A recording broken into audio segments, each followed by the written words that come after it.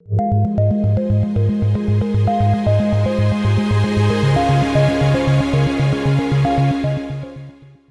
first speaker is a policymaker who has recently taken on the Herculean challenge. At the time that she was sworn into office, she said that while she didn't want to, quote unquote, sugarcoat the challenges involved in transitioning, clean energy does offer huge opportunities and not simply displace old industry jobs, but in fact create millions of new ones for all. And that, of course, gets back to a theme we've heard again and again, that the transition will only succeed if it is a just transition. So let me now hand over with great honor to the Secretary of the U.S. Department of Energy, the former governor of the U.S. state of Michigan, Jennifer Granholm. Welcome. Thank you so much. Thank you, Melinda. And hello, everybody. I am so excited to deliver actually my very first international address as Secretary of Energy in the U.S. to you all. So let's have at it. As President Biden announced last month at the Munich Security Conference, America is back. We are back in the Paris Agreement. We're back at the table with our partners across the Atlantic. We are ready to go. We're all in on tackling the climate emergency with you. President Biden has put climate priorities front and center in both his domestic and his foreign policy agendas. And as you know, and as you've heard from, he's appointed John Kerry, a brilliant statesman and one of the architects of the Paris Agreement, to be his brand new special presidential envoy for climate. He's got the incredible Gina McCarthy on the domestic side of the House as his national climate advisor. He has a fantastic new energy secretary, that would be me. And he's laid out a bold agenda that will set America on an irreversible path toward the goals that we all share, which is net zero carbon emissions by 2050 as one of them. I know the U.S. has said in the past no to this fight many times over the last 4 years. But my friends, today is a new day. We are saying yes. Yes to clean energy innovation. Yes to working with our allies. Yes to putting our resources on the table alongside yours. Because we know that no one country can solve the climate crisis alone. We share this challenge. We share these goals. Together, we're going to share the solutions. I cannot wait to get to work with my counterparts in Germany and the European Union and governments around the world to make this happen. Let me be clear, though, we are playing catch up. We recognize that. We approach this with humility.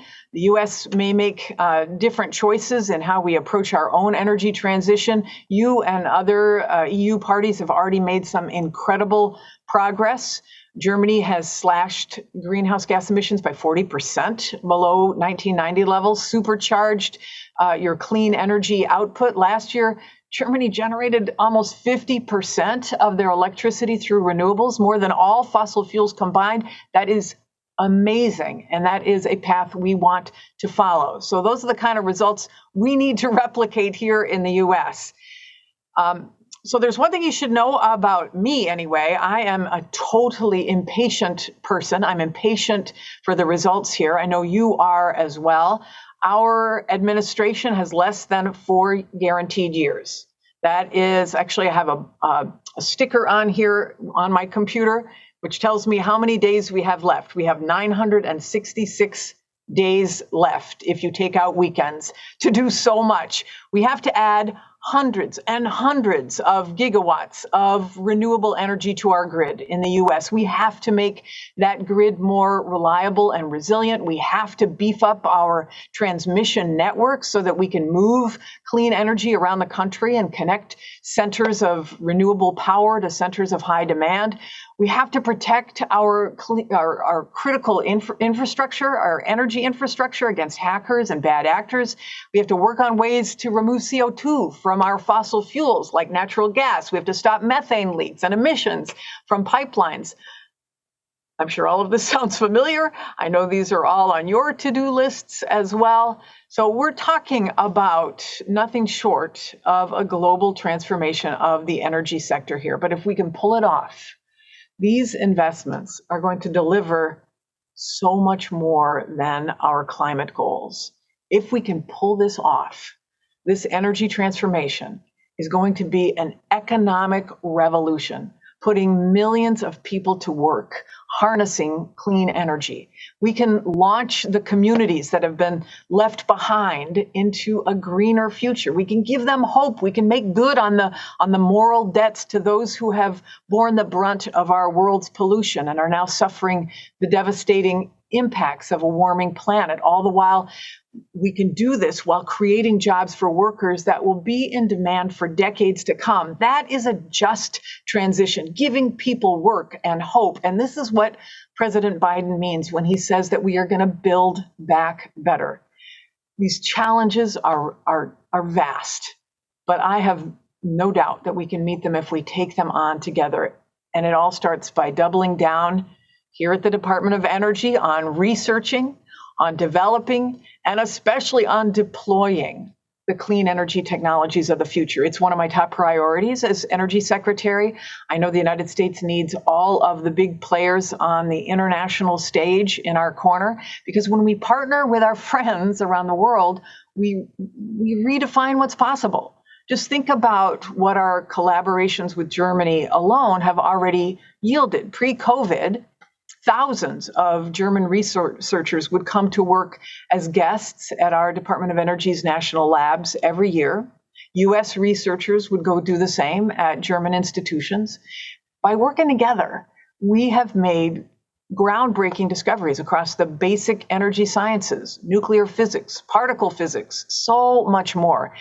I mean, if we can push the boundaries of particle physics, imagine what we can do when we put our heads together on clean energy solutions.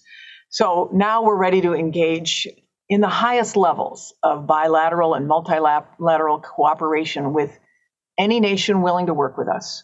We have so many forums to work through: the Clean Energy Ministerial, Mission Innovation, IEA, technology collaborations programs, the G7, the G20, just to name a few. All of these need to build momentum to get success in November at the Glasgow Climate Summit.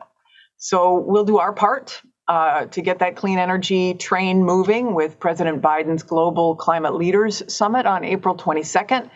We can use all of these events to unleash one of the greatest tools we have, which is the power and innovation of our private sectors.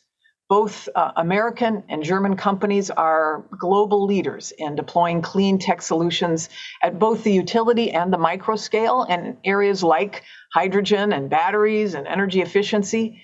Here at the Department of Energy, we're putting money in the hands of companies that can bring these solutions to life. For example, today we're announcing a $24.5 million opportunity in funding to support advances in manufacturing for flow batteries and conductor materials for next generation power lines. That's going to help us to modernize the grid. It's going to create opportunities for new clean energy jobs. And those are the kinds of investments that can help us fuel the net zero carbon transformation so we can meet the goals of the Paris Agreement in the spirit of collaboration and cooperation and coordination with our European partners. The potential is endless, and the upside is obvious. The upside is the prosperity and the promise that our people so deserve. Because what do you need to power with these clean energy solutions?